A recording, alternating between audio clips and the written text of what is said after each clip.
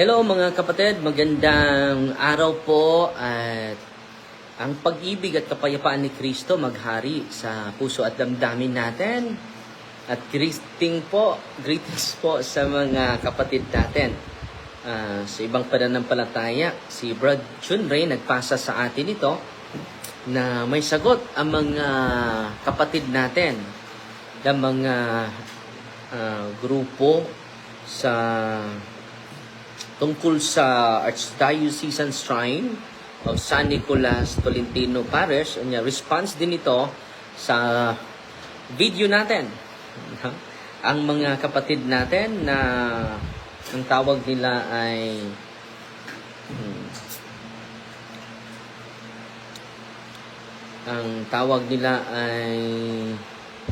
yung tawag sa grupo nila, mga kapatid. Babasahin natin yung kanilang statement. North American Old German Catholic Church, Urich Succession, Archdiocese of California. May isang pare nagmisa na nagmimisa sa simbahan katoliko sa kapilya mismo. At babasahin natin yung kanilang response sa video natin. So, babasahin ko lang before tayo magbigay para makuha naman yung kanilang sentimento. Dahil balance po tayo at puno tayo ng respeto kahit sa ibang pananampalataya natin. Okay? Ito yung response nila sa video natin. Context. Father Darwin posted an online video commentary regarding the incident in Cebu City involving Father Roland Bolso, a former Roman Catholic priest now serving under North American Old Roman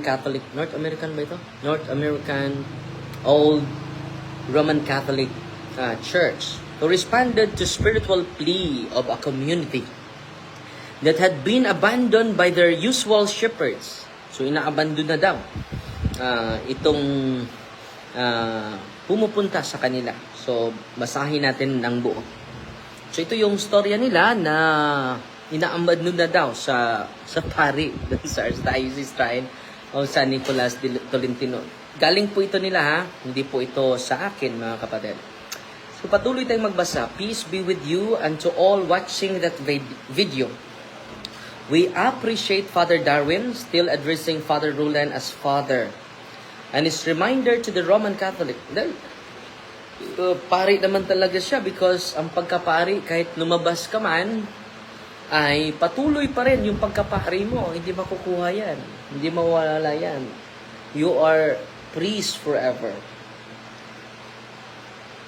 And his reminder to the Roman Catholic faithful to verify who they invite for spiritual services, making sure that the priest invited is in communion with the Church of Rome. Yan po talaga yung turo ng ating simbahan. That is responsible guidance and we fully agree. Salamat po mga kapatid ko na mga kahit iba yung pananampalataya natin at si Father yan is former Roman Catholic. At yung pagkapari niya ay hindi mawawala mga kapatid unless mabalik siya sa pagkalaigo.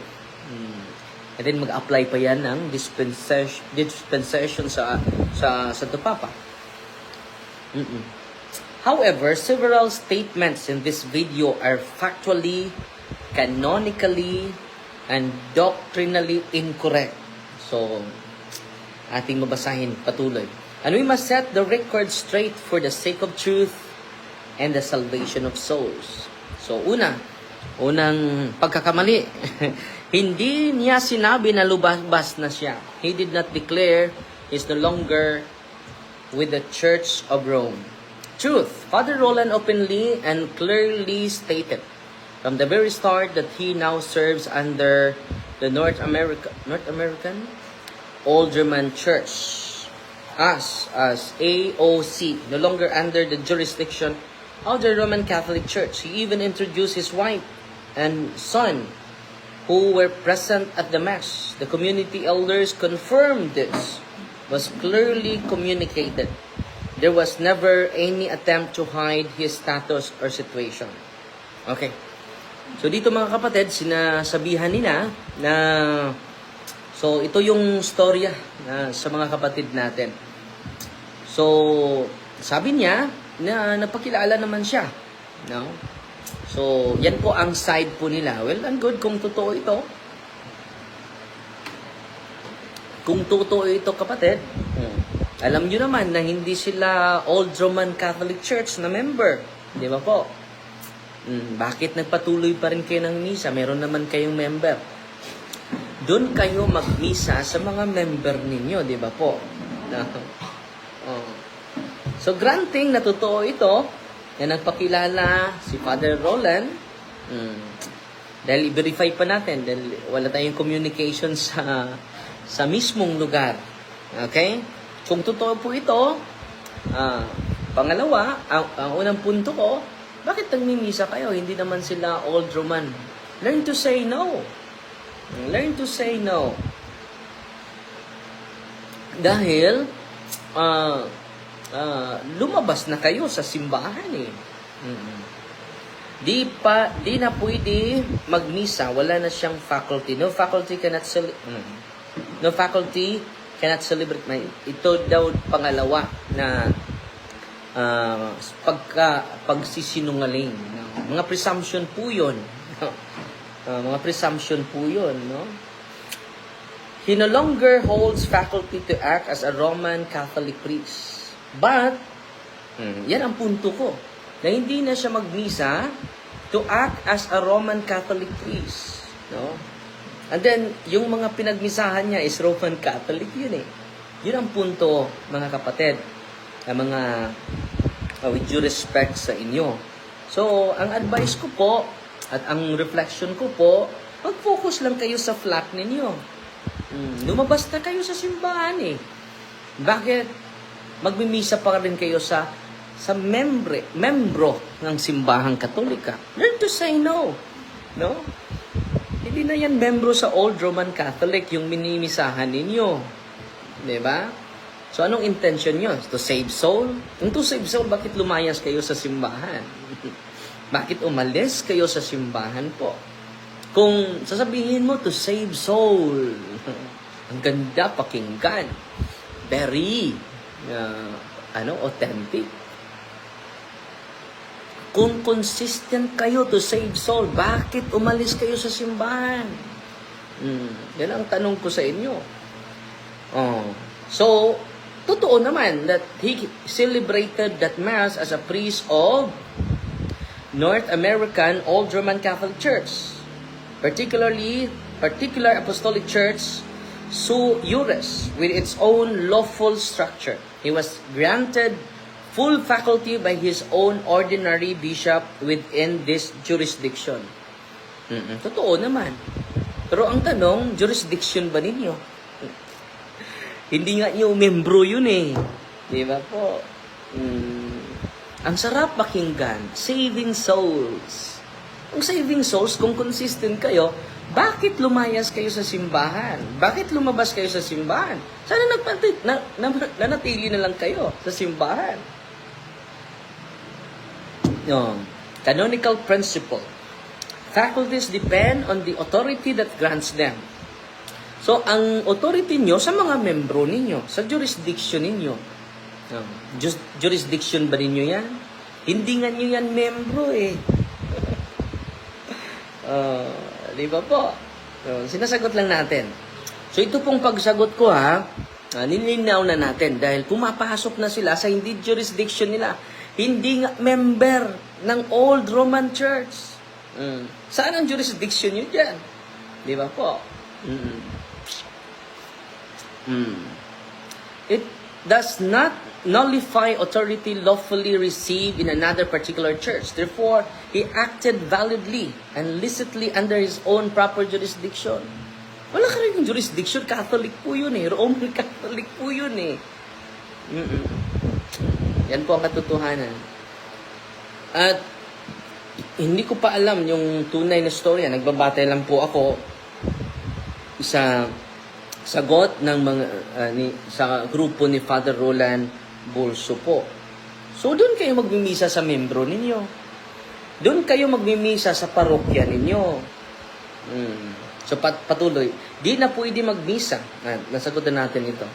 Walang apostolic succession. The valid line of succession. So, hindi daw totoo. Meron daw silang apostolic succession. Truth. This is an irresponsible statement made without any verification or research. North American Old Roman Catholic Church as traces its origin to the Old Roman Catholic sect, to the Old Roman Catholic See of Euritz, whose valid holy orders the Holy See itself has historically recognized. Who taught you, Father Darwin, that apostolic succession communion with Rome? Stop engaging in church politics. That's diabolical. Ang diabolical yung lumabas. Babasahin ko sabi niya, diabolical daw. Babasahin natin sino yung diabolical. Base sa Biblia, yung mga antichrist. Iko-quote natin. Okay? 2 verse 19. Binabasa ko po yung nila, yung statement nila. Ito po, the context nito is the Antichrist. St. John identifies them as Antichrist. Sino ba itong Antichrist? They went out from us. Lumabas sila galing sa atin. But they were not really of our number. If they had been, they would have remained with us. Mananatili sila sa atin. Their desertion shows that none of them was out our number. Hindi sila member natin. They went out from us, but they were not of us. Why? Because if they had been of us, they would not doubt. They would no doubt have continued with us. St. Augustine of Hippo, tractates on the first epistle of John. So kung totoo, nanatilit sana kayo sa amin, di ba? So wala na kayong jurisdiction dahil Roman Catholic yun. Then member po yun. Learn to say no, mga kapatid. Bakit nagmimisa kayo? Anong intention nyo sa pagmisa? Saving souls? Totoo kaya yun? Saving souls? Kung saving souls, bakit kayo umalis sa simbahan? Ito naman yung tatag ni Kristo. Alam nyo yan. Di ba? So, this is an irresponsible statement made without any verification or research. The North American Old Roman Catholic Church, US, its origin of the Old Roman Catholic See of Euritz, whose valid holy orders the Holy See itself has historically recognized. Granting na-recognize kayo sa Holy See. Who taught you, Father Darwin, that apostolic succession, communion with Rome? Who taught? Kailangan ma-commune tayo sa Rome. Yan nandun si Peter. Kung wala kayo, di ba? Pwede question nyo yung communion with Rome. Meaning to say, you question the authority of Peter. Stop engaging church politics. That's diabolical. Sino yung diabolical? Yung umalis. John chapter 1, 2 verse 19. Okay, sasagutin lang natin. Don't open your mouth without first investigating facts. Just focus on service. You are doing well in your exorcism ministry. Many of us in North American Old German Church clergy are your admirers. Salamat po. Salamat po. So, unang-una, who taught you, Father Darwin, that apostolic succession, isa yan. Dapat makonekta tayo sa Roma. Kaya nga, sabi nyo dito, recognized by the Holy See. Sino ba yung Holy See? Roma. Kung totoo yun, ipakita ninyo yung sabi dito. Saan ba yung Pope Leo, sabi dito, Pope Leo XIII confirmed the validity of orders coming from Euritz. The Holy See has never declared them invalid. So saan po ito na reference, kapatid? Si Pope Leo, saan po itong document? Hindi mo kinukote ang document. Saang document po ito? Naghihintay po ako ha. Si Pope Leo, saang document na sabi, confirm validly that the holy orders coming from Utrecht, the Holy See has never confirmed validity. Saan po yun? Dahil kinukote mo si Pope Leo, kapatid. So ang tanong, saan po na document ni Pope Leo na nag-recognize sa inyo? Granting na nag-recognize kayo. Granting ha. Pero yung minisahan ninyo, hindi yung jurisdiction ninyo eh. Hindi din member ninyo. Learn to say no, kapatid. Okay, patuloy tayo. The CDF, Declaration Dominus Jesus, paragraph 17, explicitly in perfect communion, churches which, while not existing in perfect communion with the Catholic Church, remain united to her by means of closest bonds, that is, by apostolic succession, a valid Eucharist, are true particular churches. Totoo naman ito. Basta doon merong apostolic succession. Yung Orthodox, na-connect ni St. James. Pero kayo, saan kayong apostol na connect? Yan ang punto dito eh. Yung mga Orthodox, connected po yun eh. Okay? So marami pa silang punto dito, pero sasagutin pa natin sa sunod. Dahil wala na akong oras, magmisa na tayo. At ang pag-ibig, mga kapatid, sa ibang pananampalataya, sa mga North American Old German Catholic Church, maghari sa atin. Sinasagot ko lang po, punto por punto, yung mga statement with a humble heart po. At sana po, ipromote natin yung katotohanan, ang tunay na simbahan. Hindi po yung simbahan na umalis na sa tunay na simbahan po. So, Fight Team Maria Orthodox FD with a humble heart po. God bless.